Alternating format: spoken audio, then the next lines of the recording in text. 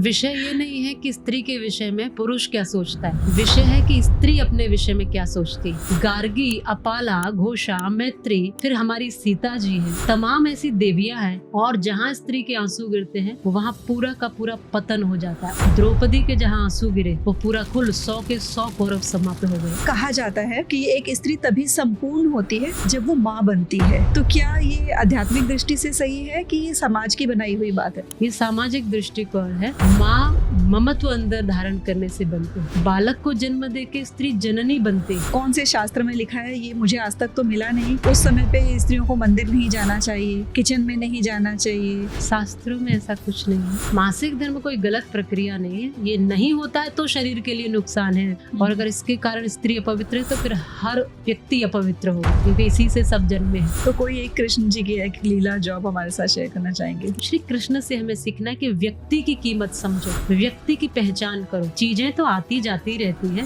भक्त के जीवन में 4 चीजें नहीं होनी चाहिए: मिलावट, बनावट, दिखावट और सजावट। तो वो जो गिल्ट होता है, वो जो आत्मग्लानि की भावना, तो उससे कैसे उभरे? घर से बाहर निकलोगी तो तुम अच्छी स्त्री नहीं हो, ये बताया है समाज ने उसको। तुम्हारा काम है बच्चे पैदा करना, तो उसको एक माइंड में डाला गया है ना। बोए जाते हैं बेटे, उग जाती है बेटियां, और एवरेस्ट की चोटी पे भी चढ़ाए जाते हैं बेटे, पर चढ़ जाती है बेटियां।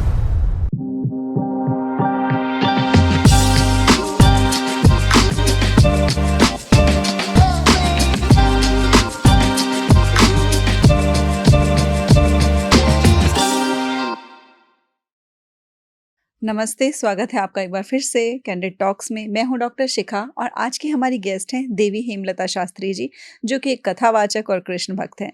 वो आज के जो हमारा एपिसोड है, हम उनसे ये सीखने वाले हैं कि हम अपनी स्पिरिचुअल जर्नी की शुरुआत कैसे करें, और स्पिरिचुअल जर्नी से रिलेटेड हमारे जितने भी क्वेश्चंस होते हैं कि क्या हम गृहस्थ में रहते हुए स्पिरिचुअलिटी की तरफ आगे बढ़ सकते हैं, क्या काम करने चाहिए, क्या नहीं करने चाहिए, अपने हायर सेल्फ से कैसे कनेक्ट हों, हु एम आई, जो क्वेश्चन हम सबके मन में रहता है, उसका जवाब हमको कैसे मिलेगा, ये सभी बातें आज के एपिसोड में हम उनसे जानने वाले हैं। तो अगर आप भी उनमें से एक हैं जो अपने हायर सेल्फ से कनेक्ट होना चाहते हैं, अपना बेस्ट वर्जन बनना चाहते हैं, अपनी लाइफ को हैप्पीनेस और सक्सेस से भरना चाहते हैं, तो पूरा एपिसोड बहुत ध्यान से देखिएगा।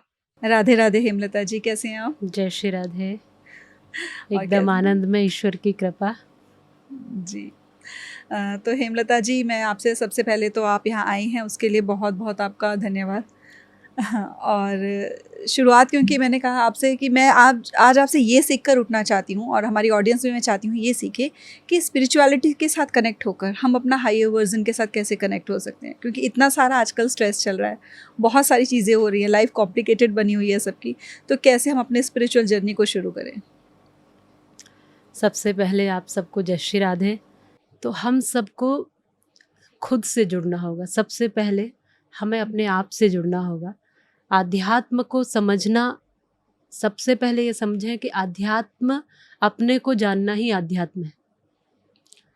तो जब हम खुद से जुड़ेंगे तब हम जो हमारा है उससे जुड़ पाएंगे। शुरुआत में आपने एक बात बोली कि जब हम अपने आप के साथ जुड़ते हैं, जब हम खुद को जानते हैं, तो वो खुद को हम कैसे जानेंगे?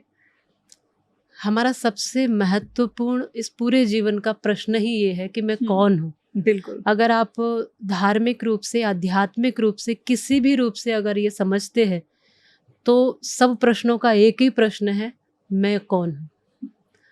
और लगातार हम इसको जानने की कोशिश करते हैं, और अंततः कुछ ही लोग, कबीर जैसे, नानक जैसे, मीरा जैसे, रैदास जैसे, जान पाए कि मैं कौन हूँ। तो इसके लिए हमें शास्त्रों की सानिध्य में आना पड़ेगा।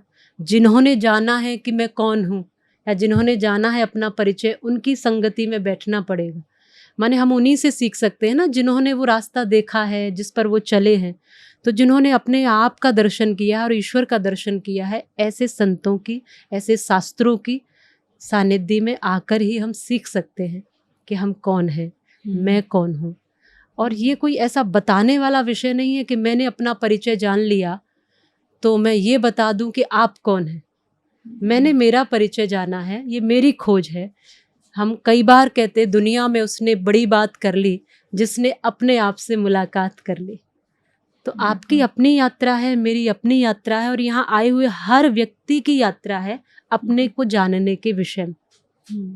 वो वैसे ही होगा। शास्त्रों की संगति में आओ, संतों की संगति में आओ, कथाओं और सत्संगों की सानिध्य में थोड़ा बैठे, वहाँ जान सकते हैं कि हम कौन हैं।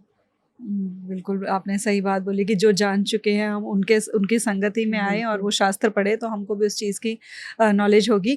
तो जैसे कि आप बात कर रहे थे कि हर किसी का यही पर्पस है, हर कोई यही जानना चाहता है कि वो कौन है। तो अगर हम बात करें आज की, तो जो पुरुष हैं और जो स्त्रियाँ हैं, क्या उन सबकी एक ही जैसी जर्नी रहती है कि अगर वो इस पाथ पे आगे बढ़ना चाहते हैं तो क्या एक ही तरीका रहेगा उनका, दोनों का? आध्यात्मिक रूप से सब एक है, हुँ, सामाजिक रूप से अलग-अलग हो सकते हैं, शारीरिक रूप से अलग-अलग है, हुँ, लेकिन आध्यात्मिक यात्रा सबकी एक है। आध्यात्म में स्त्री भी जा सकती है, पुरुष भी जा सकते हैं, बचपन से बुढ़ापे तक कोई भी इसमें कदम रख सकता है। आध्यात्म माने अपनी यात्रा, अपने को जानने की यात्रा। हुँ, तो अंततः आत्मा तो स्त्री पुरुष नहीं होता, वो तो एक ऊर्जा है, एक शक्ति है, एक परमात्मा का अंश है, तो उसमें स्त्री पुरुष का विषय ही नहीं आता। सामाजिक रूप से स्त्री और पुरुष भिन्न है, शारीरिक रूप से भिन्न है, उसमें हमें जानना पड़ेगा। एकदम से हम आंतरिक यात्रा नहीं कर सकते, पहले बाहर को तो जान लें, धीरे धीरे हम बाहर को जानते हैं। इसीलिए जब कई बार लोग हमारा परिचय पूछते हैं, तो परिचय में एक शरीर का परिचय होता है, एक समाज का परिचय होता है और एक अंदर का आत्मिक परिचय होता है। तो जब स्त्री के रूप में परिचय की बात आती है कि आप कौन है, वैसे तो हम कथावाचिका हैं, कथा करते हैं, भगवान की गुणगान करते हैं, पर जब बात सारी स्त्री जगत की आती है कि स्त्री का परिचय क्या हो सकता है शारीरिक रूप से, तब हम कहते हैं मातृभूमि पर मिटने वाले बलिदानों की पीर हूँ, मेरा परिचय इतना कि मैं भारत की तस्वीर हूँ। वाह! मैं वो हूँ जो जिससे भारत का नक्शा बनता है, माने मैं वही हूँ जो ऋषि मुनि साधु संत, यहाँ तक कि राम कृष्ण की भी जननी, तब ये मातृशक्ति को अपना परिचय मिलता है शारीरिक रूप से। तो मातृभूमि पर मिटने वाले बलिदानों की पीर हूँ, मेरा परिचय इतना कि मैं भारत की तस्वीर हूँ। मैं उन वीरों की दुहिता हूँ जो हंस हंस झूला झूल गए, मैं उन शेरों की माता हूँ जो रण प्रांगण में जूझ गए, मैं जीजा की अमर सहेली पन्ना की प्रतिछाया हूँ, मैं हांडी की अमर कहानी जसवंत की माया हूँ, कृष्णा के कुल की मर्यादा लक्ष्मी का शमशीर हूँ, मेरा परिचय इतना कि मैं भारत की तस्वीर हूँ। और मैं कौन हूँ? तो हमारी जो पूर्व में हमारी जो मातृशक्ति, उसने परिचय दिया कि मैं हल्दी घाटी का युद्ध सुना होगा आपने, जी। इतिहास पढ़े होंगे तो, मैं हल्दी घाटी के शोणित रज का सिंदूर लगाया करती हूँ, उस शोणित की लाली से मैं पाँव रचाया करती हूँ, मैं पद्मावती हूँ रत्न सिंह की चूड़ावत की सेनानी, मैं जौहर की भीषण ज्वाला रणचंडी हूँ पाषाणी, माँ की ममता स्नेह बहन का पत्नी का मैं धीर हूँ, मेरा परिचय इतना कि मैं भारत की तस्वीर हूँ। ये मेरा सामाजिक और शारीरिक परिचय है जो मैं बता सकती हूँ, जो मैं बोल सकती हूँ, लेकिन आध्यात्मिक परिचय जो है वो मौन होता है, वो अनुभव का विषय होता है, जिसमें हम और हमारा कृष्ण होता है, हम और हमारे ईश्वर होते हैं। बहुत ही खूबसूरत तरीके से आपने परिचय दिया है, बहुत ही खूबसूरत परिभाषा बताई है आपने स्त्री की।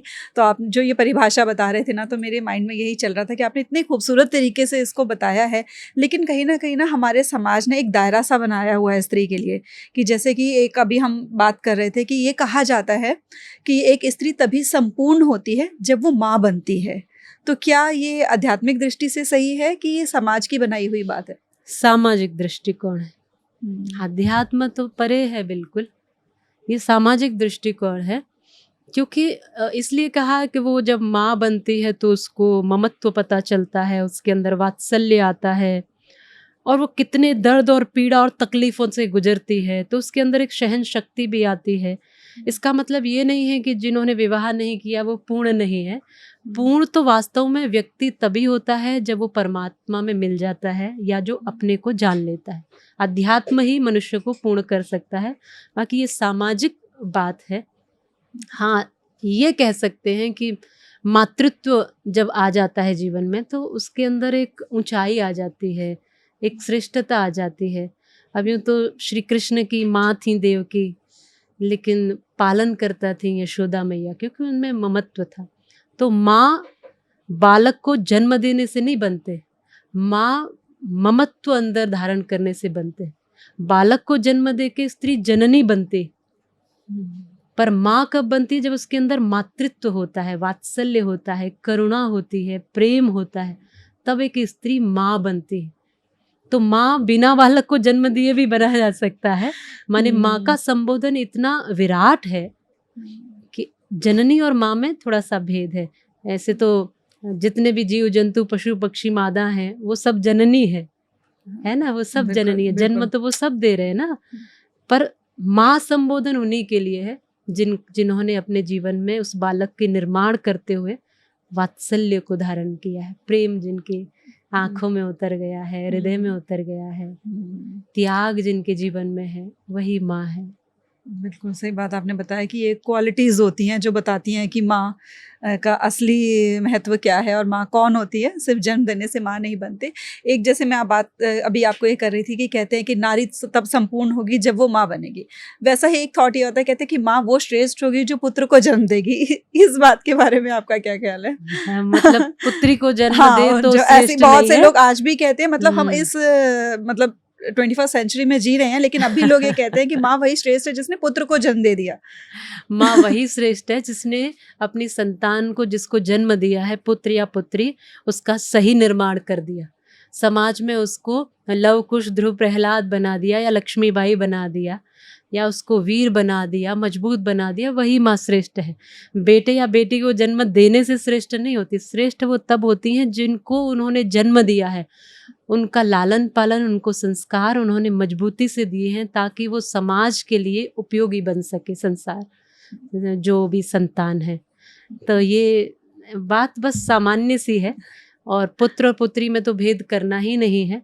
आज के समय में तो बिल्कुल भी नहीं, क्योंकि आज वो बेटियां वो सब कर रही हैं जो बेटा कर सकता है या जो नहीं भी कर सकता है। कई बार हम कहते हैं कि पढ़ाए जाते हैं बेटे और पढ़ जाती हैं बेटियां, बोए जाते हैं बेटे, उग जाती हैं बेटियां, और एवरेस्ट की चोटी पे भी चढ़ाए जाते हैं बेटे, पर चढ़ जाती है बेटियां।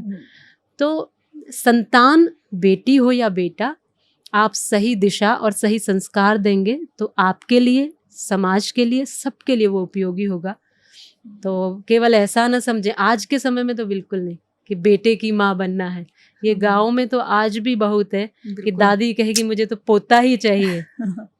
उसके चक्कर में बहुत सी बेटियां आज भी गर्भ में ही मारी जा रही हैं, और ये बहुत दुखद है। तभी स्लोगन भी बनते हैं, बेटी पढ़ाओ बेटी बचाओ। और हम जान रहे हैं कि कितनी बेटियां पढ़ पा रही हैं, कितनी बच पा रही हैं।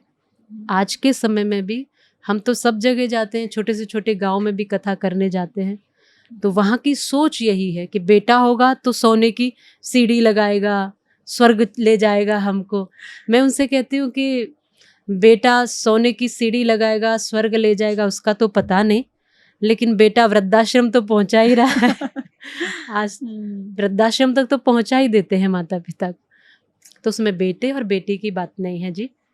अच्छे संस्कार देके माँ को, बच्चों को बड़ा करना है। बिल्कुल सही बात आपने कही कि संस्कारों पे ध्यान देना है। पुत्र हो रहा है या पुत्री हो रही है, इस पे ध्यान नहीं देना है। तो वो क्या संस्कार हैं जो अपने बच्चों को देने जरूरी हैं, जिससे वो एक मनुष्य बन पाए सही मायने में। आज हम बच्चों को इंजीनियर बनाना चाहते हैं, कलेक्टर बनाना चाहते हैं, बड़ा नेता बनाना चाहते हैं, बड़े पद वाला और बड़े पैसे वाला तो हम सब बनाना चाहते हैं। हर माता पिता का यही सपना होता है, बड़ा आदमी बने, पर वास्तव में बड़ा उसको बना नहीं पाते। तो जिन गुणों से, जिन विचारों से, जिन व्यवहारों से मनुष्य मनुष्य बन सके, वो बालक अपने जीवन में श्रेष्ठताओं को ला सके, ये संस्कार उन्हें देने चाहिए। उसको अच्छा बोलना, उसको अच्छा नज़रिया देना, उस बालक को सिखाना चाहिए कि वो बालक समस्त स्त्री जाति का सम्मान कर सके। आज स्त्री को लेके गालियां जैसे शब्द देते हैं, आपस में दो पुरुष झगड़ रहे होंगे, आपने देखा होगा कि एक गाली स्त्री की ही देंगे, तो वो अपनी माँ के पैर छू के निकला है घर से, लेकिन बाहर आके गाली दे रहा है, तो वो भी कोई माँ ही है। तो हर एक माँ को अपने ये सिखाना है कि वो नारी शक्ति का सम्मान कर सके, उसको क्या खाना है, कैसे जीना है, सात्विक खाना है, नशे में नहीं पड़ना है, इस राष्ट्र के प्रति जो कर्तव्य हैं वो निभाने हैं, परिवार के प्रति कर्तव्य निभाने हैं, माता पिता के प्रति कर्तव्य निभाने हैं। ये माता पिता ही बताएंगे बच्चे को बचपन से।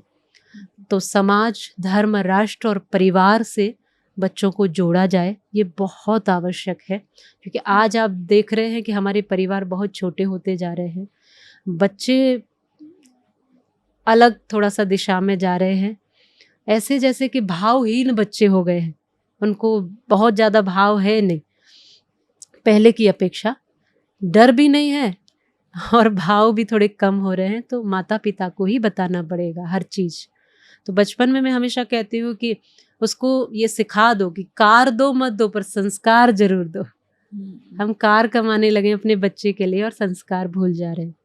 तो ये वो संस्कार हैं जिससे वो अच्छा व्यक्तित्व बन सके। डॉक्टर, इंजीनियर जो बने सो बने, लेकिन एक अच्छा व्यक्ति बन सके, समाज और राष्ट्र के लिए, परिवार के लिए और हम सब के लिए उपयोगी बने। बिल्कुल सही बात आपने बोली और ये तो वाकई में कमाल की बात है कि कार से ज़्यादा संस्कार के ऊपर फोकस किया जाए। तो जी, जैसे कि अभी हम आजकल के टाइम में ही देख रहे हैं ना, तो उसमें क्या हो रहा है कि आपने ऐसे बोला कि नारी शक्ति का सम्मान करो। तो अब क्या हो रहा है कि बहुत सी फीमेल्स भी ऐसे निकल कर आ रही हैं कि जो वाक़ई में मतलब सम्मान करने लायक हो नहीं रही हैं। बहुत सारी चीज़ें चल रही हैं, आप भी देख पढ़ रहे होंगे बहुत सारी। तो ऐसे में ये सब चीज़ें जो चल रही हैं, इसमें कहीं न कहीं हमको ये हो रहा है कि हमें सही कौन सही है उसकी पहचान होनी ज़रूरी है, कि किसका सम्मान करना है, किसका नहीं करना है। तो हम ये समझ अपने बच्चों में कैसे लेकर आएँ कि वो कैसे आइडेंटिफ़ाई कर पाएँ कि किसका हमें सम्मान करना है? ये तो आपके अंदर से ही आ जाता है। आप देखिए कि जब हम छोटे होते हैं, तब तो बच्चों को एक जैसे ही परवरिश देनी है, बेटा हो बेटी हो, क्योंकि वही बड़े होके अच्छे भी बनेंगे, बुरे भी बनेंगे। बिल्कुल। बेटा है या बेटी, इसका कोई फ़र्क नहीं पड़ता। लेकिन सम्मान के लिए यहाँ से आता है, किसी को भी सम्मान देना। हम कहते हैं कि जिसके आचरण अच्छे होते हैं, उसी के चरण छुए जाते हैं। फिर वो स्त्री है या पुरुष है, ये नहीं सोचा जाता है। छोटा है या बड़ा है, ये भी नहीं सोचते हैं। जिनके आचरण अच्छे हैं, उन्हीं के चरण छुए जाते हैं। तो जो व्यक्ति व्यवस्थित है, मर्यादित है, आचरण में है, और सबसे बड़ी बात है जी कि कम से कम हम कई बार कहते हैं कि जीवन में खुद ऐसे बन जाओ कि आप अपना सम्मान करने लग जाओ। आप अपना सम्मान करने लगो कि मैंने भी जीवन में कुछ अच्छा किया है। तो जब आप ऐसे बनोगे तो आप पहचानने लगोगे कौन अच्छा है, किसके आगे झुकना है, किसके आगे नहीं झुकना। ये भी ध्यान रखने के योग्य बात है। आपने बहुत महत्वपूर्ण प्रश्न किया है। हम सबके सामने झुक जाएंगे ऐसा भी नहीं, और हम कहीं भी ना झुकें तो ऐसा भी नहीं। ये हमें खुद बारीकी से समझना होगा कि हमें कहाँ झुकना है, किन के सामने झुकना है। स्त्री और पुरुष की बात नहीं, इसमें हमें ये देखना है कि हमें झुकना कहाँ है। खुद से समझना पड़ेगा कि कहाँ झुकना है। धर्म के आगे झुकिए, अधर्म के आगे मत झुकिए, लोभ के आगे मत झुकिए, पाप के आगे मत झुकिए, स्वार्थ के आगे मत झुकिए। आज इंसान स्वार्थ के आगे सब जगह झुकता है। उसको पता चल जाए यहाँ से मेरा स्वार्थ पूरा है तो वो खूब जय जय करेगा। पर हमें धर्म के लिए झुकना है, हमें श्रेष्ठताओं के लिए झुकना है, हमें किसी कपड़े के आगे नहीं झुकना, हमें व्यक्ति के चरित्र के आगे झुकना है, हमें भगवान के आगे झुकना है। और ये समझ बचपन से धीरे धीरे हम देंगे अपने बच्चों को, उंगली पकड़ के मंदिर ले जाएंगे, तब जाके ये चीज़ें पता चलेंगी। भगवान के आगे झुको, बड़ों के आगे झुको, सबसे पहले माता पिता के चरण छुओ, वहाँ से सीख मिलती है। और दिल करे, जहाँ मन करे, भीतर से एक आवाज़ आए कि जी यहाँ पे झुक जाओ, तो झुक जाइए। बिल्कुल सही बात अपने है आप कि पता चलता है। वही कि अगर हम अपने आप से ज़्यादा अच्छे से कनेक्टेड हैं तो हमें अंदर से ही आवाज़ आएगी। वो सब आपने जो कहा था कि अपने अंदर के परमात्मा से अगर कनेक्ट हो जाएँगे। सब कुछ भीतर है, और हर एक व्यक्ति समझदार है, हर एक व्यक्ति ज्ञानी है, बस थोड़ा सा भूला हुआ है। तो जो कुछ है वो बाहर नहीं है। और आपको आश्चर्य की बात यह कि बाहर से कुछ सीखना भी नहीं है, सब कुछ आपके भीतर है। बाहर से तो वही बताया जा रहा है जो आपके भीतर है, बस उसको उजागर किया जा रहा है। तो हम सबकी ये यात्रा शुभ हो और जीवन अच्छा बने, इसी के लिए अध्यात्म है, इसी के लिए सब कुछ श्रेष्ठता है। बिल्कुल सही आपने बात कही। तो आप जो बात कर रहे थे ना उसमें मैं ये आपने ये बोला कि बच्चे जो हैं उनको छोटे होते ही उँगली पकड़ के मंदिर लेकर जाओ। मंदिर ले जाने की बात से मुझे ये ध्यान आ रहा था कि जो हम स्त्रियों के बारे में बात कर रहे थे, तो हमारे कुछ लोग ऐसा कहते हैं कि शायद कहीं शास्त्रों में लिखा है कि कहाँ कौन से शास्त्र में लिखा है ये मुझे आज तक तो मिला नहीं कि जब कुछ एक ऐसा समय आता है महीने का, उस समय पे स्त्रियों को मंदिर नहीं जाना चाहिए, किचन में नहीं जाना चाहिए और एक कमरे में अलग रहना चाहिए। और वो मतलब ऐसा नहीं है कि वो पहले की बातें थी पुराने समय की, अब भी ऐसे लोग मैंने कहीं देखे। कुछ समय पहले ही मुझे कोई एक ऐसे मिले जो कह रहे थे कि नहीं मेरा वो टाइम चल रहा है तो मैं ना किचन में पैर नहीं रख सकती हूँ।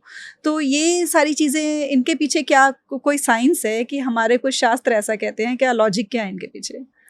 शास्त्रों में ऐसा कुछ नहीं है और ये एक प्राकृतिक प्रक्रिया है। सबसे पहले तो स्त्री को ये समझना पड़ेगा कि ये एक प्राकृतिक और नेचुरल प्रक्रिया है और ये प्रक्रिया बहुत श्रेष्ठ है, क्योंकि स्त्री के जीवन में ये ना हो तो वो ना माँ बन सकती है, ना ये सृष्टि आगे बढ़ सकती है। तो जो सृष्टि को बढ़ाने की प्रक्रिया है, वो पहली बात तो गलत नहीं हो सकती। और जिसमें मासिक धर्म जुड़ा है, माने उस शब्द के पीछे ही धर्म जुड़ गया हो, तो धर्म गलत नहीं। ये स्त्री का शारीरिक धर्म है। मैं समझती हूँ इस पे तो इतनी बहुत ज़्यादा चर्चा भी नहीं होनी चाहिए। ये एक बहुत एक स्त्री की एक एकांतिक चीज़ है, उसको आपने न जाने कहाँ कहाँ तक फैला दिया। अब हर व्यक्ति उस पे बात कर रहा है, हर व्यक्ति उस पे नज़र गड़ाए हुए है कि उसका मासिक धर्म कब आना है और ये कैसे वहाँ और ये बहुत गलत है। ये स्त्री को समझना है कि उसे गलत नहीं समझना। मासिक धर्म कोई गलत प्रक्रिया नहीं है, ये नहीं होता है तो शरीर के लिए नुकसान है, तब स्त्रीत्व के लिए खतरा है। ईश्वर ने दिया है, सम्मान के साथ उसको स्वीकार करिए और कहीं से कोई पाप लगता नहीं है, कहीं कुछ नहीं है, कोई ऐसा विषय नहीं है।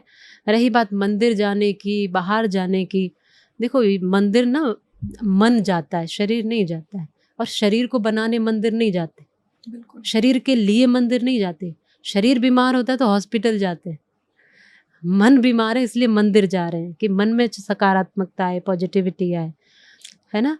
तो कुछ अगर मंदिरों के नियम हैं ऐसे तो ठीक है, उनके अपने नियम हैं।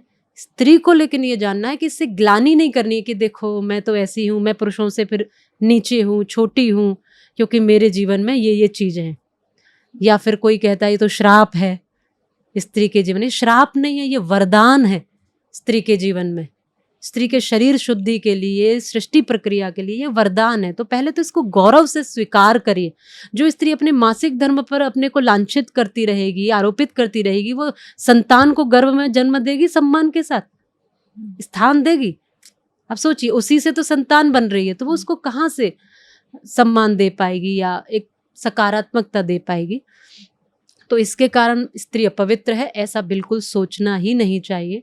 और अगर इसके कारण स्त्री अपवित्र है तो फिर हर व्यक्ति अपवित्र होगा, क्योंकि इसी से सब जन्मे हैं, पुरुष भी इसी से जन्मा है, वही प्रक्रिया है। तो सबसे पहले तो पुरुषों से और विशेष स्त्रियों से निवेदन है कि अपने को हीन न समझें, ईश्वर का वरदान मानो और भजन करो, खूब भगवान का नाम जप करो। कोई समस्या नहीं। किसी मंदिर ने कोई नियम बनाया है तो ठीक है, उनका नियम उनके साथ है, अपने को तो मत दोषी बनाओ। बिल्कुल, ऐसा मेरा मानना है। बिल्कुल सही बात आपने कही है कि ये जो मन होता है हमारा वो मंदिर जाता है, तो इसलिए मन से जाना है हमें, पूजा जो करनी है हमने मन से करनी है। तो जो एक आप स्त्री और पुरुष के बारे में बात कर रहे थे, तो जो हमारे शिव शक्ति हैं, तो हमारे भोलेनाथ है, उन्होंने ही दिखाया कि शिव और शक्ति उन्होंने दिखाया किस तरीके से उनका बायां अंग पूरा भी मैं आधा अर्धनारीश्वर रूप में उन्होंने दिखाया था कि हम कैसे एक हैं।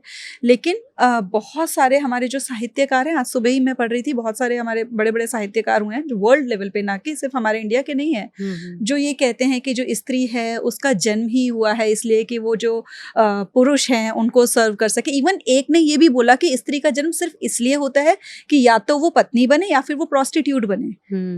किसी ने ये कहा कि जो स्त्री का जन्म है वो सिर्फ इसलिए होता है कि वो दासी बनकर रहे पूरा जीवन, उनका काम ही यही है कि वो सिर्फ जो पुरुष हैं उनको सर्व करें। जबकि हमारा जो अध्यात्म है और हमारे हम देवी देवता देखते हैं वो सब इससे अलग कहते हैं। तो जो ये हमारे समाज में ये जो सोच है, ये कुछ समय तक तो ये आई कि हाँ ठीक है, हमें स्त्रियों का, पुरुष भी इस तरफ आ रहे थे कि हमें स्त्रियों का सम्मान करना है, लेकिन अब फिर से एक उल्टी गंगा बह रही है। वो फिर से ये बोलना शुरू हो गया कि नहीं, स्त्रियां तो थी ही इसलिए, अब वो अपने आप को ज्यादा समझने लग गई हैं, इस वजह से हमारे समाज में इम्बैलेंस आ रहा है। तो इसके बारे में आप क्या कहेंगे? विषय ये नहीं है कि स्त्री के विषय में पुरुष क्या सोचता है, विषय है कि स्त्री अपने विषय में क्या सोचती है। आपके विषय में कोई और कुछ भी सोचता है, इससे आपको क्या फर्क पड़ना चाहिए? पहली बात, आप अपने विषय में क्या सोचते हो। मैं ऐसा मानती हूँ कि माताओं के लिए, स्त्रियों के लिए कहती हूँ कि आप सीता हो वाल्मीकि की, हो रामायण की प्रेरणा, कुंती सुभद्रा द्रौपदी ऋषिव्यास की हो वंदना, अनसुईया सुलभा गार्गी मैत्रेयी व ब्रह्मवादिनी, कर्मवती तुम पद्मिनी हो अग्निपथ की गामिनी, श्रद्धा इड़ा प्रसाद की हो मैथिली की उर्मिला, तप त्याग की प्रतिमा हो तुम, हो बुद्ध की तुम यशोधरा, नाटक में, उपन्यास में, काव्य के विनोद में, पलता रहा भविष्य है सदा तुम्हारी गोद में। आप उस जीजाबाई को क्या समझते हैं? फिर आप उस लक्ष्मीबाई को क्या समझते हैं? फिर आप भगत सिंह की माँ विद्यावती को क्या समझते हैं? फिर आप दुर्गावती को क्या समझते हैं? फिर जो सावित्री हैं, अहिल्याबाई हैं, फिर गार्गी, अपाला, घोषा, मैत्री, फिर हमारी सीता जी हैं, तमाम ऐसी देवियां हैं। फिर इस देश में नवरात्रि की आप व्रत रखते हैं और पूजा करते हैं और देवी के स्वरूपों को पूजते हैं, और दूसरी तरफ ये सोच रखते हैं। आपको सोचना है, पुरुष क्या सोचता है तो दूसरा विषय है, अपनी अपनी सोच है सबकी। हमारे शास्त्रों ने क्या कहा है? वेद कहता है अधः पश्वस्य मोपरी संतराम पादको हर कश प्लक्यो मात्रे दर्शन स्त्री ब्रह्मा बभूविता। हम क्या मानेंगे? हम वेद की बात मानेंगे ना। वेद कह रहे हैं कि स्त्री ब्रह्मा है। हमारे भगवान मनु कहते यत्र नार्यस्तु पूज्यन्ते रमन्ते तत्र देवता, यत्र तास्तु न पूज्यन्ते सर्वास्त्राफला क्रिया। वो कहते हैं कि जहाँ नारी का सम्मान होता है वहाँ देवता निवास करते हैं, और जहाँ नारी का अपमान होता है या आंसू गिरते हैं वहाँ से सारे देवता चले जाते हैं, वहाँ अशांति, अशुभता फैल जाती है। और जहाँ स्त्री के आंसू गिरते हैं वहाँ पूरा का पूरा पतन हो जाता है। उदाहरण के लिए द्रौपदी के जहाँ आंसू गिरे वो पूरा कुल 100 के 100 कौरव समाप्त हो गए। माँ जानकी के जहाँ आंसू गिरे वो रावण का पूरा कुल समाप्त हो गया। तो स्त्री को आप समझिए न समझिए, पर मेरा निवेदन है कि स्त्री अपने को समझ जाए। बस स्त्री अपने को जान जाए कि वो भोग्या है कि पूज्या है। भारत का दर्शन कहता है कि हमारी जो नारी है वो पूज्या है। भारत का दर्शन भोग्या वाला नहीं। ये बाहर पाश्चात्य का हो सकता है कि स्त्री को भोग की दृष्टि से देखो, लेकिन ये जो भारत की परंपरा है, यहाँ स्त्री का दर्शन होता है, प्रदर्शन नहीं होता। यहाँ स्त्री की पूजा होती है, यहाँ भगवती के गुणगान होते हैं, यहाँ 9 रूपों में देवियों की पूजा होती है, यहाँ नारी का सम्मान होता है, यहाँ कन्या के पैर छू के पूजन किया जाता है उनका। तो हमारी दृष्टि तो ये रही है। बाकी ये जो भी दृष्टिकोण जो गलत है वो सब पाश्चात्य से आ रहा होगा, या व्यक्ति का अपने मन का द्वेष होगा, या लग रहा होगा कि स्त्री जो है कहीं आगे जा रही है तो उसको किसी तरीके से नीचे किया जाए। क्या सोच रही होगी वो अलग विषय है, लेकिन श्री राम, श्री कृष्ण और हमारे जितने भी महापुरुष हैं और हमारे जितने भी शास्त्र हैं, हमारी भारतीय परंपरा और संस्कृति में स्त्री का बहुत सम्मान है, हर रूप में सम्मान है। कन्या हो, बहन हो, बेटी हो, पत्नी हो, माँ हो, आध्यात्मिक गुरु हो, वो जो भी जिस भी रूप में है, एक स्त्री का इस भारतवर्ष में बहुत सम्मान है। ऐसा आप भी समझते हैं, जानते हैं। बिल्कुल सही बात आपने बोली है कि ये स्त्री को खुद पहले समझने की ज़रूरत है कि वो क्या है ना। अब जैसे आपने कहा कि हाँ, हम पूज्या हैं, भोग्या, अपने आप को समझने की ज़रूरत ही नहीं है। कौन क्या सोच रहा है वो उसकी सोच है, वो उसकी समझ है। हमें खुद को पहचानने की ज़रूरत है। स्त्री ने अपने को मान लिया है कि वो भोग्या है, स्त्री ने माना है। आप सोचिए कि स्त्री ही के जो भी कर रही है स्त्री, वो हमेशा तो दूसरों के लिए कर रही है। वो तैयार भी हो रही है तो दूसरों के लिए हो रही है ना। मैं अभी कह रही थी कि वो सजना है मुझे सजना के लिए, स्त्री नहीं कहा है सजना है मुझे सजना के। पुरुष नहीं कहता कि मुझे सजनी के लिए सजना, वो तो अपने लिए तैयार हो रहा है, वो अपने लिए ठीक है, जो कर रहा है वो अपने लिए। लेकिन स्त्री को लगता है कि वो उसका अपना कोई अस्तित्व नहीं, और इसमें स्त्री की गलती भी नहीं है। इसमें लगभग 1000 वर्ष की जो गुलामी का समय रहा ना, मुगलों का, अंग्रेजों का, उस समय स्त्री शिक्षा से दूर रही, समाज से दूर रही, बाहर के काम काजों से दूर रही, वो राजनीति से दूर रही। कहीं ना कहीं बहुत कम नाम मात्र में कहीं हमारी रानियों का वर्णन मिलता है, लेकिन एक एक तरह से वो बहुत अलग रही इन चीज़ों से। तो जब आप समाज से, शिक्षा से, इन सब चीज़ों से दूर रहेंगे तो आपका विकास नहीं हो पाएगा। आप चार दीवारी का विषय समझ के खुद को, आपने भी मान लिया कि हम तो रोटी बनाने के लिए ही पैदा हुए हैं, स्त्री ने भी जान लिया कि हमारा काम है भोजन बनाना, बच्चे पैदा करना और सबको खुश रखना। और इस चक्कर में वो अपना अस्तित्व भी भूल गई, अपना स्वाभिमान भूल गई, अपने आप को भूल गई। निश्चित रूप से वो सब करे जो वो कर रही है, पर उसके साथ साथ वो अपने को जाने, अपना अस्तित्व खोजे, अपना निर्माण करे और अपने को एक ऊंचाई दे।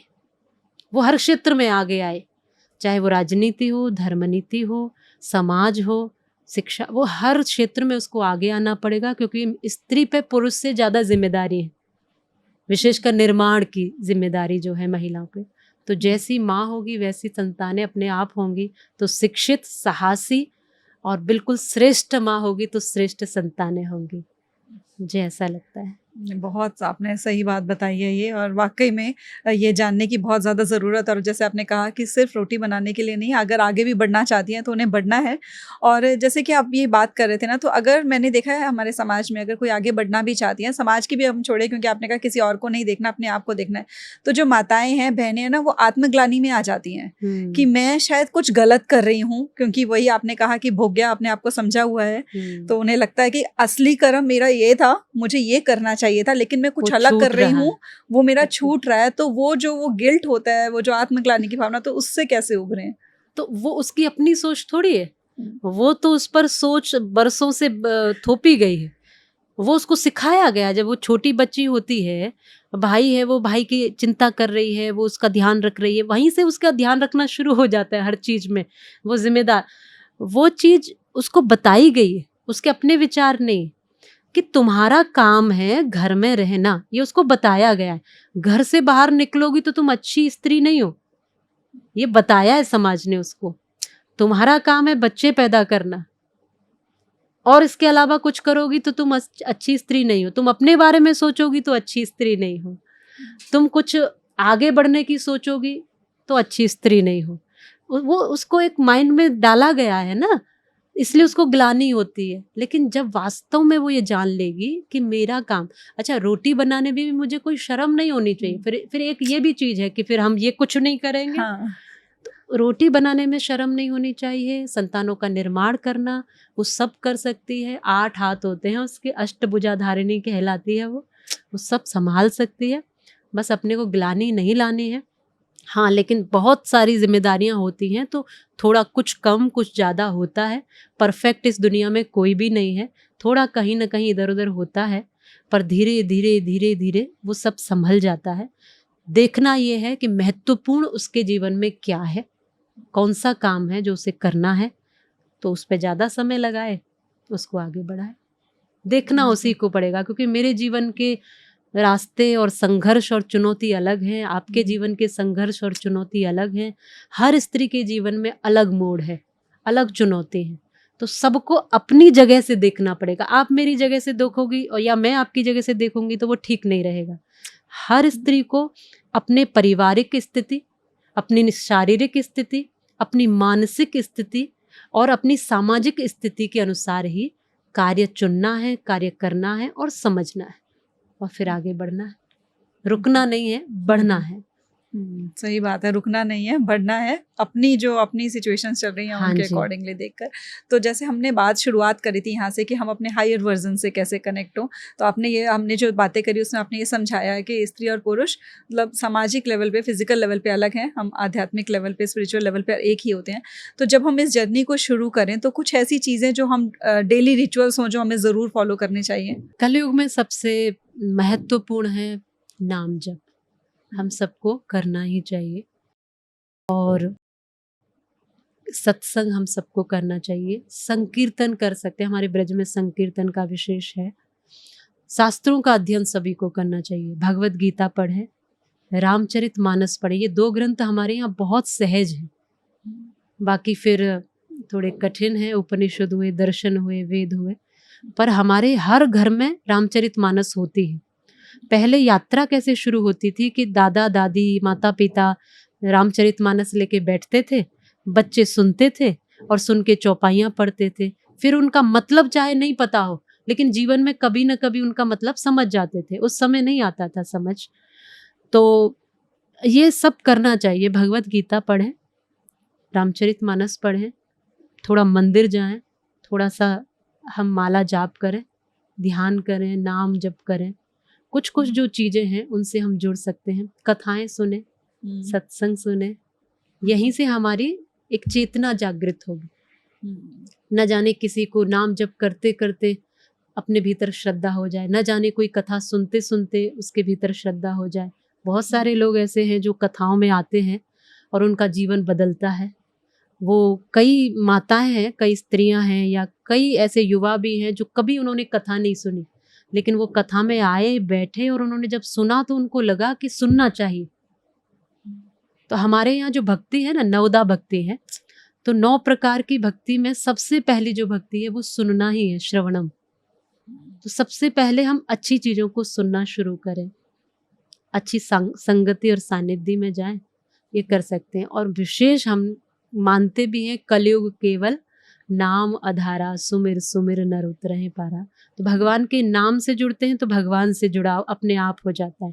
जैसे कि अब जब भी मैं आपका नाम लूंगी या आप मेरा नाम लोगी तो कहीं ना कहीं याद आती है ना, अच्छा नाम के साथ हम व्यक्ति को याद कर लेते हैं, तो नाम के साथ ही हम भगवान को याद कर पाते हैं। कृष्ण कहेंगे तो कौन याद आएगा? कृष्ण सीधे याद आ जाएंगे, या तो माखन चुराते हुए, या तो ब्रज में लीलाएं करते हुए, या अन्य रूपों में अलग अलग गीता का उपदेश देते हुए याद आ सकते हैं, लेकिन कृष्ण कहते ही याद आते हैं। विशेष नाम जब तो अभी जैसे आपने बताया था, बात कर रहे थे कि भक्ति के 9 रूप होते हैं। हाँ जी। तो मुझे तो अब तक भक्ति का एक ही रूप पता था कि भक्ति का मतलब पूजा पाठ करना होता है। तो आपने एक कहा कि एक श्रवण भक्ति होती है, तो बाकी 8 रूप कौन से होते हैं? 9 प्रकार की भक्ति है। पहला श्रवणम, सुनना। तो हम भगवान की चर्चा सुने, हम भगवान की जो भी भगवान के बारे में कहा जा रहा है, भगवत गीता सुने, रामचरितमानस की चौपाई सुने, मंत्र सुने, श्लोक सुने। तो जो सुनना है वो एक भक्ति है। दूसरा कीर्तन, भगवान के नाम का संकीर्तन हम करते हैं ना, वो संकीर्तन भी करें। हमारे ब्रज में संकीर्तन का विशेष महत्व है। आपने कभी संकीर्तन किया है? हाँ, कीर्तन। हाँ, कीर्तन जी, करते हाँ हैं ना, जी, हाँ जी। हरे राम बिल्कुल। राम राम हरे हाँ हरे, जी, हरे बहुत कृष्णा किया है। कृष्णा कृष्णा हरे हरे। तो हम गा के भगवान की भक्ति कर रहे हैं, भगवान के नाम को हम गा रहे हैं। तो ये हो गया दूसरी भक्ति, कीर्तनम। फिर भगवान को याद कर रहे हैं, स्मरण कर रहे हैं किसी भी तरीके से, दुख में, सुख में, या जैसे भी। तो ये हो गई तीसरी भक्ति, स्मरणम। चौथी भक्ति हो गई कि भगवान की कोई आकृति, कोई विग्रह है, उनके चरणों की सेवा कर रहे हैं, उस विग्रह में हम अपना ध्यान लगा के उनकी सेवा कर रहे हैं। ये हो गया पाद सेवन, भगवान के चरणों की सेवा। फिर भगवान से अर्चना करना, ये भी भक्ति है। वंदना करना, ये भी भक्ति है। फिर अर्चनम वंदनम दास्यम, भगवान को स्वामी मानकर अपने को दास मानना, ये सब भक्ति में आते हैं। कि मैंने एक भाव बना लिया कि मैं उसका दास हूँ, वो मेरा स्वामी है और बस मुझे वैसे ही जीवन जीना है, मेरा मालिक जो कहेगा मुझे वैसा जीना है। ये भी एक भक्ति है। फिर उसके बाद आता है साख्यम, मतलब सखा भाव, कि अब हम भक्ति करते करते आगे बढ़ गए। अब भगवान मेरे मित्र हैं, सखा हैं, वो मेरे अपने हैं, हर समय मेरे साथ हैं। फिर सबसे बाद में 9वीं भक्ति होती है आत्मनिवेदनम, आत्मा में ही उस परमात्मा का दर्शन कर लेना। ये सब प्रक्रियाओं से गुजरते गुजरते, कथा सुनते हुए, नाम जप करते हुए, संकीर्तन करते हुए, वंदना अर्चना पूजन, उनके चरणों की सेवा, स्मरण कर, ये सब करते करते सखा भाव में आते आते तक, जो सखा भाव हमारे वृंदावन का है, हमारे वृंदावन में ठाकुर जी को सखा के रूप में मानते हैं। हम कहते हैं हमारा कान्हा तो हमारा सखा है। फिर आता है बाद में आत्मनिवेदनम, फिर वो अपने रोम रोम में बस जाता है, वो आत्मा में उसका दर्शन होता है। ये 9 प्रकार की भक्ति है। जी। बहुत ही खूबसूरत तरीके से आपने बताई है। तो जो आप कन्हैया की बातें कर रहे थे कि हमने उनको सखा रूप में मान लिया, तो जैसे कि आप कथा करते हैं, आप कथावाचक हैं, तो कोई एक कृष्ण जी की एक लीला जो आप हमारे साथ शेयर करना चाहेंगे, जो भगवान आपके दिल कृष्ण के तो बहुत करीब हो? भगवान कृष्ण की तो हर लीला अद्भुत है। उनके बालपन से लेके 125 वर्ष का उनका जीवन इस धरती पर रहा। उनकी हर एक प्रक्रिया, हर एक लीला धर्म के उत्थान के लिए, समाज के कल्याण के लिए, राजनीति को व्यवस्थित करने के लिए, लोगों को प्रेम सिखाने के लिए, और बचपन कैसा हो, उनका हर एक जीवन का हिस्सा हमें सिखाता है। बचपन श्री कृष्ण के जैसा आनंदपूर्ण हो, जवानी भी भगवान कृष्ण के जैसी हो, कहीं कोई शिकायत नहीं है, कहीं कुछ भी शिकायत नहीं, बस जीवन का संपूर्ण आनंद है हर समय में।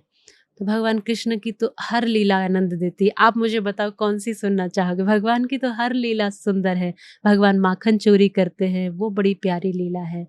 भगवान ने माटी खाई है, वो बहुत सुंदर लीला है। भगवान ने गाय चराई है, बांसुरी बजाई है, भगवान ने माँ से डांट खाई है, हर लीला सुंदर है। तो सखा रूप में जो कृष्ण जी की लीला रही, द्रौपदी के बहुत अच्छे सखा रहे वो, तो उनके से रिलेटेड कोई हो? हाँ, द्रौपदी के सखा हैं, भगवान गोपों के सखा हैं। जब भगवान ऐसे सखा हैं कि ब्रज में वो छाछ मांग रहे हैं, जबकि कहा कि उनके पास किसी चीज की कमी नहीं, लेकिन भगवान छाछ मांग रहे हैं, जिससे ब्रह्मा जी भी मोहित और भ्रमित हो गए थे। जब उनके सखा ने छाछ पी ली, ये सोच के कि खट्टी छाछ है तो मैं अपने मित्र को नहीं दूंगा, तो एकदम वो पूरी खट्टी छाछ पी गए। तो भगवान ने पूछा, जब गाय चराने जाते थे, ये तब की कथा, कि तुम्हारे पास छाछ थी कहाँ है? बोले वो तो कन्हैया मैंने पी ली। तो भगवान जो उसके मुंह पर लगी है वो छाछ ले लेके चाटने लगे हैं। तो ब्रह्मा जी को लगा ऐसा तो भगवान होता नहीं, ऐसा कोई भगवान थोड़ी होता है। अगर कोई सरल सीधा व्यक्ति हो तो उसको हम ठीक से इंसान भी नहीं मानते, कहते हैं ये कोई लायक नहीं है। तो ब्रह्मा जी ने भी यही कहा कि ये कोई भगवान नहीं, भगवान तो कुछ अलग होता है, जिसका ऐश्वर्य हो वो भगवान है, ये ऐसा सामान्य भगवान नहीं हो सकता। भगवान हर जगह अपने सखाओं के साथ खड़े हैं। भगवान द्रौपदी ने जब पुकारा तब एक पल में दौड़े आए। भगवान से पहले द्रौपदी ने सबको पुकारा था, हर एक को पुकार लिया। 5-5 पति हैं मेरे, इस बात का विश्वास था। उनकी ओर देखा तो वो भी नीचे गर्दन करके बैठे थे।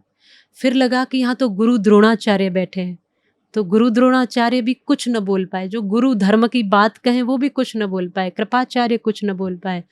फिर सोचा भीष्म पितामह है, हमारे कुल पिता हैं, ये तो मेरी लाज नहीं जाने देंगे। तब उनकी ओर देखा तो वो भी नीचे को गर्दन करके बैठे। फिर सोचे जो राजा है धृतराष्ट्र, वो तो कुछ कहेंगे, वो तो राजा हैं, वो तो न्याय करेंगे, लेकिन उन्होंने आंखें तो उनकी बंद थी ही, अंधे थे, पर कान भी बंद कर लिए। तब जब द्रौपदी को लगा कि कोई नहीं है, वास्तव में इस दुनिया में कोई नहीं है, जिन पर भरोसा है वो नहीं आते हैं समय पर काम, और ये हम सबके जीवन में है। पर फिर उसको पुकारा जो वास्तविक में हर समय हमारे साथ है, फिर उसको पुकारा। वो बार बार द्रौपदी ने कहा था कि एक भाव है, हम गीत गा के गुनगुना के जी बिल्कुल। कहते हैं, कहाँ जा छुपे हो प्यारे कन्हैया, यहाँ लाज मेरी लुटी जा रही है, दुशासन के हाथों सभा बीच साड़ी, यहाँ आज मेरी खिंची जा रही है। जब बार बार पुकारा तो स्थिति ऐसी हुई, खींच ना सका चीर दुशासन भी हारा, ना समझी थी मोहन में तुम्हारा इशारा, कि साड़ी के हर तार में तुम छुपे हो, इसीलिए साड़ी बढ़ी जा रही है, यहाँ लाज मेरी लुटी जा रही है। तो जब द्रौपदी ने पुकारा तो वो दौड़े चले आए। सुदामा जी के पास जब ऐसी स्थिति थी कि खाने तक को भोजन नहीं था, तो उनकी पत्नी सुशीला ने उन्हें कहा, श्री कृष्ण के द्वार जाओ, वहां से कोई निराश नहीं आता। और किसी तरह टूटी फटी सी पोटली में चावल के दाने लिए, मन में आस और विश्वास लिए, वो गरीब सुदामा जब पहुंचे द्वारिका में, और जब द्वारपालों ने कहा कि आपको अपना मित्र बताते हैं, एक बहुत गरीब से व्यक्ति हैं, एक हड्डी का ढांचे लिए शरीर, कुछ भी नहीं है, पैरों में पादुका चप्पल जूते तक नहीं है, पर बताते आपको अपना सखा है, मित्र है। तो आप देखिए, मित्रता सीखनी है ना तो श्री कृष्ण से सीखिए। वो जब जैसे ही सुना कि नाम क्या है, बोले नाम सुदामा है, सब छोड़ कर भागे हैं। भोजन करने वाले थे तो भोजन छोड़ दिया, पीताम्बर छोड़ दिया, पटका, पादुका, रथ, सैनिक सब छोड़ के मुख्य द्वार पर पहुंचे, और बिना इस चीज की चिंता किए कि मेरी ये रेपुटेशन है कि मैं जो है द्वारिकाधीश भगवान श्री कृष्ण हूँ, बिना इन सब की चिंता किए हुए श्री कृष्ण गले से लगा लेते सुदामा जी को जाके। एक गरीब मित्र को, जिसको एक मुट्ठी टूटे चावल नहीं मिल रहे थे, वो दुनिया का मालिक द्वारिकाधीश जब सबके सामने पूरे समाज में अपना मित्र कहकर स्वीकार किया होगा, उस समय सुदामा जी के मन में कितना कितना मित्र के प्रति कृतज्ञता हुई होगी। आज अगर हमारा मित्र कहीं गरीब रह जाए तो हम उसका परिचय नहीं देते, हम कहते हम जानते ही नहीं है, हाँ ठीक है कभी मिले होंगे। आज कोई गरीब से मित्रता नहीं करता, लेकिन वास्तविकता यही है कि मित्रता का और सखा का भाव गरीबी और अमीरी देखकर नहीं करना चाहिए। श्री कृष्ण से हमें सीखना है कि व्यक्ति की कीमत समझो, व्यक्ति की पहचान करो। चीजें तो आती जाती रहती है, पैसा, सुविधाएं, साधन, पद, नाम, ये सब ऐसे ऐसे सबके जीवन में होते रहते हैं, लेकिन व्यक्ति की जो पहचान करता है, कीमत समझता है, कृष्ण उससे खुश होते हैं। तो भगवान हम सबके सखा हैं, केवल सुदामा जी के या द्रौपदी जी के नहीं।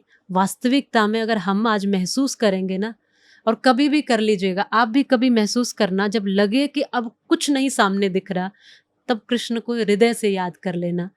जब लगे कि अब आंसू पहुंचने वाला या दिखने वाला भी कोई नहीं है, और दिखाने भी नहीं चाहिए किसी को आंसू। मेरा ऐसा मानना है कि अपनी खुशियों में सबको शामिल कर लो, पर अपने दर्द में हर किसी को शामिल मत करो, क्योंकि आपके आंसुओं का हकदार हर कोई नहीं होता। मैं हमेशा कहती हूँ, हर आंसू आंख में लाया मत करो, हर दिल की बात हर किसी को बताया मत करो, क्योंकि लोग मुट्ठी में नमक लिए फिरते हैं, इसलिए सबको अपने जख्म दिखाया मत करो।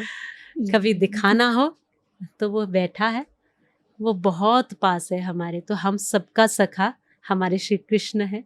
तो वही सखा भाव हम ब्रजवासी उनमें रखते हैं, और आज भी वो हमारी सुनते हैं, आज भी हमें हर पल महसूस होते हैं, हर कदम पे महसूस होते हैं, और यही भाव है। तो जो आपने चीज़ें हमें बताई कि हमें क्या करना है, कैसे विश्वास पक्का रखना है, उसके साथ ही कुछ एक चीज़ें ऐसी भी होती हैं जो हम कर रहे होते हैं, जिसकी वजह से वो आत्मा हमारी परमात्मा से नहीं मिल पा रही होती। कुछ एक ऐसी चीज़ें जो हमें नहीं करनी चाहिए अपनी इस जर्नी पे। भक्त के जीवन में 4 चीजें नहीं होनी चाहिए: मिलावट, बनावट, दिखावट और सजावट। जो बनावटी है वो भक्त नहीं हो सकता, जो मिलावटी है वो भक्त नहीं हो सकता, ऐसे हमारे ब्रज के संत कहते हैं। और यही भगवान ने भी कहा, निर्मल मन जन सो मोहि पावा, मोहि कपट छल छिद्र ना भावा। तो हमें ये समझना है कि भगवान को प्रेम भाव वो चाहिए, भगवान भाव के भूखे हैं। तो जिसके मन में छल है, कपट है, द्वेष है, ईर्ष्याएं हैं, दूसरे का बुरा करना ये सोच है, पाप जिनके मन में है, दृष्टि में जिनकी खोट है, भगवान उनसे बहुत दूर है। और जिनकी दृष्टि में समता है, प्रेम है, करुणा है, सबको जो अपना सा मानते हैं, सबके दुख में उनको बेचैनी होती है, वो जो जिनके भीतर इंसानियत जन्म लेने लगी है, तो समझ लेना कि वो अब परमात्मा के धीरे धीरे नजदीक हो रहे हैं। बुरे और अच्छे लोगों की पहचान क्या है? यही है ना, बुरे लोग हमेशा दूसरों का जब बुरा होता है तब खुश होते हैं, और अच्छे लोग जब दूसरों का अच्छा होता है तब खुश होते हैं। आपने हमेशा कभी सीरियल में या कहानियों में, कथाओं में सुना होगा कि जो राक्षस हैं वो दूसरों को दुख दे के बड़े हंसते हैं। हाँ। देखा होगा, सीरियल्स में भी देखा होगा कि वो जैसे ही दूसरे कष्ट में होंगे वो खुश होते हैं, जैसे ही विनाश होगा, प्रलय होगी, कहीं बिगाड़ होगा, उनको आनंद आता है। बुरे लोगों की यही पहचान है, उनसे भगवान बड़े दूर है। और अच्छे लोगों की पहचान है कि वो दूसरे के दुख में दुखी होते हैं। इसलिए तो कहते हैं ना कि कबीर रोए। कबीरा क्यों रोए? क्योंकि दूसरों को देख के, दूसरों का दुख देख करके। साधु संत श्रेष्ठ लोग, भक्त लोग हमेशा दूसरों का दुख सहन नहीं कर पाते और भगवान से प्रार्थना करते, प्रभु सबको सुखी करना, सबका कल्याण करना, सबको श्रेष्ठता देना, सबके जीवन में मुस्कुराहट देना, आनंद देना। यही अंतर होता है एक भक्त में और एक सामान्य व्यक्ति में। तो अगर हम भक्त बनेंगे और ये इन गुणों को धारण करेंगे, प्रेम, करुणा, श्रद्धा, विश्वास, समता, तो हम भगवान के नज़दीक जरूर होंगे। एक आपने ना एक जगह कहीं ये बात बोली थी कि जो हमारे कर्म होते हैं वो हमारे कभी पीछा नहीं छोड़ते, कर्मों का चक्र चलता रहता है। उसको थोड़ा सा और आप अच्छे से अगर हमें एक्सप्लेन करना चाहें। जो हम बोते हैं वही मिलता है, ये स्पष्ट है। और कर्म की विशेष महत्वता वेद में कही है, भगवत गीता में कही है, रामचरितमानस में कही है। सब जगह सब ऋषि मुनि संतों ने कर्म को प्रधान बताया है। वेद कहता है कुर्वन्ने वेह कर्माणि जिजीविषेक्षतम समः एवं त्वयि नान्यथितो अस्ति न कर्म लिप्यते नरे। इसी बात को भगवत गीता में कहा है कर्मण्येवाधिकारस्ते, जो आपके बाहर भी एक श्लोक लगा हुआ है, कर्मण्येवाधिकारस्ते माँ फलेषु कदाचन माँ कर्म फल हेतुर्भुर्मा ते संगोस्त्व कर्मणि। कर्म की प्रधानता वेद भी कह रहा है, श्री कृष्ण भी साक्षात कह रहे हैं, और बाबा तुलसीदास जी ने सहज शब्दों में कहा कर्म प्रधान विश्व रचि राखा जस फल बया हो तस फल चाखा। तो मेरे ही कर्म हैं जो मुझे दुख और सुख के रूप में, फल के रूप में प्राप्त होते हैं। हमारी कुछ कमियां और कुछ गलतियां होती हैं जो हमारे लिए दुखदाई होती है, और हमारे ही कुछ बोए हुए अच्छे कर्म, अच्छे बीज, अच्छे फैसले, अच्छे निर्णय होते हैं जो हमें आगे सुख देते हैं। तो कर्म कभी पीछा इसलिए नहीं छोड़ता क्योंकि हर तरह का कर्म है। कुछ कर्म के फल तुरंत मिल जाते हैं, कुछ कर्म के फल थोड़ी देर में मिलते हैं। जैसे मिर्ची का पौधा लगाओगे तो जल्दी से हो जाएगा, पर आम लगाओगे तो थोड़ा देर लेगा ना, फिर उसके आम के फल लगने में भी थोड़ा देर लगेगी। तो बस वही है, कर्म का फल कभी पीछा छोड़ता ही नहीं है। हर व्यक्ति को ये जान लेना चाहिए कि कर्म कभी नहीं मिटते। मैं एक उदाहरण देती हूँ हमेशा। एक व्यक्ति गंगा जी पर गया और कहता है गंगा मैया आपने तो बहुत पाप बढ़ा रखे इस धरती पर, क्योंकि सब लोग ऐसा मानते हैं कि लोग अपने पाप गंगा जी में छोड़ के आ जाते हैं, सब बहाए आते हैं, गंगा मैया सब ले लेती हैं, ऐसा मान्यता है बहुत लोगों की। तो गंगा मैया ने पाप बढ़ा रखे हैं, अगर ये न लेती तो लोग पाप नहीं करते। तो गंगा मैया ने कहा कि हमारे पास तो किसी के पाप नहीं है। तो कहा कि जो लोग छोड़ के जाते हैं वो कहाँ जाते हैं? बोले हमसे तो बह के समुद्र में चले जाते हैं। तो समुद्र से पूछा कि तुम्हारा जल इसीलिए तो नहीं खारी हो गया कि तुमने सबके पाप लिए हुए? तो समुद्र ने कहा हमारे पास भी नहीं है वो पाप। कहा तो जो गंगा मैया से पाप बहकर आए वो तुमसे कहाँ चले गए? बोले हमसे तो जो बादल है वो ले जाते हैं, सब भाप बन के उड़ जाते हैं। तो बादलों को कहा कि तुम काले काले इसीलिए हो गए हो कि सबके काले पाप छुपा रखे हैं। तो माने बादलों ने भी ये कहा कि हमारे पास भी किसी के पाप नहीं है। तो उसने पूछा फिर गए कहाँ, पाप कहाँ गए? वो जो गंगा से बहकर आए वो समुद्र में आए, समुद्र से बादलों में गए, और बादलों से कहाँ गए? तो उन्होंने कहा कि देखो जिस जिसके होते हैं हम उसके ऊपर बरसा देते हैं। तो कहाँ गया पाप? माने वहीं वहीं आ गया ना लौट के। हम चाहे गंगा बहा के आ जाएं, चाहे कथा में छोड़ के आ जाएं, या कहीं पर भी चले जाएं, हमें वो कर्म का भुगतान तो किसी न किसी रूप में करना ही पड़ता है। इसीलिए मनुष्य को कहा है कि विचार करके कर्म करिए। राजा दशरथ गलती से ही सही जब श्रवण कुमार को तीर मार देते हैं तो उन्होंने यही कहा, उनके माता पिता ने भी यही कहा कि तुम्हें सोच समझ के काम करना था। तीर निकल गया ना, अब लौटेगा नहीं, किसी के प्राण हर लिए, अब तुम जीवन दान नहीं दे सकते, अब बचा नहीं सकते, कितना भी क्षमा याचना करते रहो नहीं बच पाएंगे। तो कर्म करना हमारे अधिकार में है। जब तक नहीं होता है, जैसे तीर नहीं छूटता जब तक तरकस में है, तब तक वो हमारा है। वैसे ही व्यक्ति के कर्म जब हाथ में है तब तक वो कुछ भी कर सकता है, कैसा भी सोच सकता है, लेकिन एक बार जब कर्म कर दिया, एक बार वाणी से गलत बोल दिया, तो अब वो निकल गया, अब उसको बदला नहीं जा सकता। फिर उसके लिए माफियां मांगते रहो, बाद में कहते रहो, वो बात अलग है। इसीलिए शास्त्र कहता है मत्वा कर्माणि सीव्यतीति मनुष्य, जो मनन पूर्वक कार्य करता है, जो सोच विचार कर कार्य करता है, वही मनुष्य है। ये मनुष्य का काम है। तो सोचकर, चिंतन से, विचार के, पहले 100 बार सोचो, बोलने से पहले, करने से पहले, आगे कदम बढ़ाने से पहले। और जब बढ़ा दिया, फिर अब आपके हाथ में नहीं है, अब ईश्वर देखेगा। बाकी कर्म फल कर्म क्षेत्र में चला गया। तो भगवान की इस बात को हमें ध्यान रखना है और हमेशा अच्छा चिंतन करना है। और केवल करने का ही नहीं, बुरा सोचने का भी बुरा परिणाम मिलता है। इसलिए कहा है कि सकारात्मक सोचो, अच्छा करो, अच्छा उतारो, अच्छाई से अपने को भर लो, फिर देखो आप कैसे खुश रहते हो। हर किसी में फिर आपको अच्छाई दिखने लगेगी। तो आपने इतनी सारी अच्छी-अच्छी बातें बताई हैं ना, जो हमको अपने जीवन में ज़रूर उतार लेनी चाहिए। आपने क्योंकि जहाँ से हमने शुरुआत की थी कि हम अपने हायर वर्ज़न से कैसे कनेक्ट होंगे अध्यात्म को अपनाते हुए, बहुत सारी खूबसूरत आपने बताई कि क्या करना है, क्या नहीं करना है, कैसी सोच रखनी है, क्या नियम अपनाने हैं। कर्म आपने बहुत अच्छे से हमको एक्सप्लेन किया कि किस तरीके से कर्म का जो फल आता है, वो आता ही आता है। एक चीज़ मैं और आपसे जानना चाहती हूँ कि कुछ लोग ऐसा कहते हैं कि जो आध्यात्मिक जर्नी है, वो जो हमारा गृहस्थ होता है, ये अलग-अलग होता है। अगर कोई गृहस्थ जीवन जी रहा है, तो उस समय पे वो आध्यात्मिक जो है, उस पथ पे प्रोग्रेस नहीं कर सकता है। तो क्या इसमें सच्चाई है कि वो बैलेंस किया जा सकता है?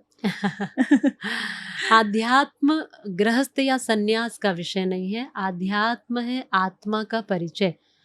तो गृहस्थ में रहकर भी इस बात को स्पष्ट जान लीजिए कि आप भक्ति कर सकते हैं, आध्यात्मिक हो सकते हैं, आप भगवान से जुड़ सकते हैं, आप गृहस्थ में रह के भी संत बन सकते हैं, साधु हो सकते हैं। क्योंकि हमारे जितने भर भी ऋषि मुनि थे, वो गृहस्थी थे लगभग। उन्होंने हमें शास्त्र दिए, हाँ, उन्होंने हमें अध्यात्म का ज्ञान दिया।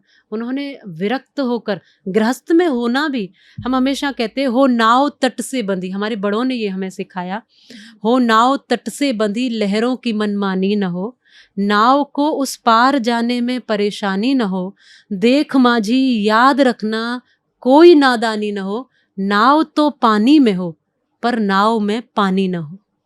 इस बात का ध्यान रखना। हम गृहस्थ में हम सामाजिक एक ढांचे में हैं। क्या अंतर पड़ता है? आध्यात्मिक यात्रा अंदर की यात्रा है और गृहस्थ या सन्यास या ये जो चीजें हैं वो बाहर की यात्रा है। तो आप गृहस्थ में हो, सन्यास में हो, आप जिस भी आश्रम में हो, आप आध्यात्मिक हो सकते हैं, भक्ति कर सकते हैं, उसमें कोई रुकावट नहीं है। अपने मन को अपने वश में करो, और मन वश में नहीं है तो फिर साधु होके भी कोई फायदा नहीं है, घर छोड़ के भी कोई फायदा नहीं है। मन में दुनिया चलती रहेगी, बाहर से हम पेड़ के नीचे बैठे बैरागी बने रहेंगे, भीतर सब चलता रहेगा। तो जिसने अपने काम को, क्रोध को, लोभ को, मोह को और अहंकार को, इनको बैलेंस कर लिया, ये नहीं कि छोड़ दिया, छोड़ तो सकते ही नहीं है, इन्हीं से पैदा हुए हैं, बैलेंस करना है, बस यही धर्म है। इनको व्यवस्थित करना है, काम को व्यवस्थित कर लो, क्रोध को व्यवस्थित कर लो, लोभ अहंकार जो भी चीजें हमारे जीवन में है उनको बस व्यवस्थित कर लो, बैलेंस कर लो, संभालना सीख जाओ। न घर छोड़ने की जरूरत पड़ेगी, न त्यागी होने का अभिमान रखने की जरूरत पड़ेगी। फिर जहाँ हो वहाँ आनंद होगा। गृहस्थ में है तो आनंद लोगे, सन्यासी हो तो भी आनंद है। बिल्कुल सही बात है, सबकी मंजिल एक ही है और इतने खूबसूरत तरीके से आपने हमको इतनी अच्छी-अच्छी बातें आज बताई हैं। आपका बहुत-बहुत मतलब मैं कितना आपको धन्यवाद कहूँ और कितना मतलब वो कम पड़ जाएँगे वर्ड्स। बस मैं ये चाहती हूँ कि एंड में आप हमारी ऑडियंस के साथ अपनी जो ये खूबसूरत सी आवाज़ है उसमें एक कुछ ऐसी 2-4 लाइनें शेयर करें जिसमें आप उनको ज़िंदगी जीने का तरीका समझा दें बस। अच्छा, जिंदगी जीने का हाँ, वो गा तरीका। के। अच्छा, तो अभी जी, मैंने लिखा था, जी। जिंदगी कैसे जीनी है, आनंद से जियो, प्रेम से जियो, भगवान की सानिध्य में जियो, ठाकुर जी का नाम लेते हुए जियो। हम कई बार कहते हैं, तो थोड़ा सा गुनगुना भी लेते जी, हैं। जी। मैं तो मेरे जीवन में भगवान कृष्ण को ही सर्वस्व मानती हूँ। वो मेरे गुरु भी हैं, मेरे ईश्वर भी हैं, मेरे सखा भी हैं, सर्वस्व हैं, और उनके साथ साथ फिर सब निभाते जाते हैं। तो मैंने लिखा था वही गुनगुना देते, ठीक है? आपको भी आता है तो आप भी गा सकते हैं। ज़रूर। बांके बिहारी मेरा तुम ही हो भजन, कभी कम न हो श्याम, कभी कम न हो श्याम, तुम्हारी लगन। बांके बिहारी मेरा तुम ही हो भजन, बांके बिहारी मेरा तुम ही हो भजन। मेरे रास्तों के उजाले तुम ही हो, मस्ती भरे श्याम प्याले तुम ही हो, तुम ही स्वर हो मेरा, तुम ही स्वर हो मेरा, तुम ही सरगम। बांके बिहारी मेरा तुम ही हो भजन, बांके बिहारी मेरा तुम ही हो भजन। तो एक जुड़ाव अपने भगवान से हमेशा रखें, जो हर पल में, हर काल में, हर स्थिति में हमेशा हमारे साथ है, दुख में सुख में। उनसे जुड़े हुए यात्रा करेंगे तो मंजिल तक अवश्य पहुंचेंगे, मेरा ऐसा भाव है। बहुत बहुत धन्यवाद आपका कि आपने इतने कीमती वक्त में से समय निकाला है और हमको ये ज्ञान दिया है, और जितना समय आपने हमसे बात की है कि हमें पूरी परमात्मा की अनुभूति हुई है आपकी वाणी के थ्रू, जो हम सबके साथ शेयर की गई है बातें। हमेशा आप ऐसे ही सबके साथ ये चीज़ें शेयर करते रहें, हम सबको इस जर्नी के लिए और मोटिवेट करते रहें, इंस्पायर करते रहें, सही दिशा दिखाते रहें कि कैसे हम अपनी आत्मा को परमात्मा से मिला सकें। हरे धन्यवाद। कृष्ण। जय श्री राधे। तो अगर आज के एपिसोड से आप इंस्पायर हुए हैं अपने स्पिरिचुअल जर्नी पे आगे बढ़ने के लिए, तो इसको लाइक ज़रूर कीजिएगा। और आगे आने वाली टॉक्स में आप क्या चाहते हैं, आप कौन सी लाइफ में ऐसी चीज़ हैं जिसके ऊपर वर्क कर रहे हैं और उससे रिलेटेड आप चाहते हैं कि गेस्ट को बुलाया जाए, या कोई आप गेस्ट सजेस्ट करना चाहते हैं, तो कमेंट सेक्शन में ज़रूर कमेंट करके बताइए। अभी तक सब्सक्राइब नहीं किया है और अपनी स्पिरिचुअल जर्नी पे हैं, अपनी ग्रोथ की जर्नी पे हैं, तो चैनल को सब्सक्राइब ज़रूर कर लीजिएगा। मिलते हैं ऐसी एक और इंस्पिरेशनल टॉक के साथ नेक्स्ट एपिसोड में।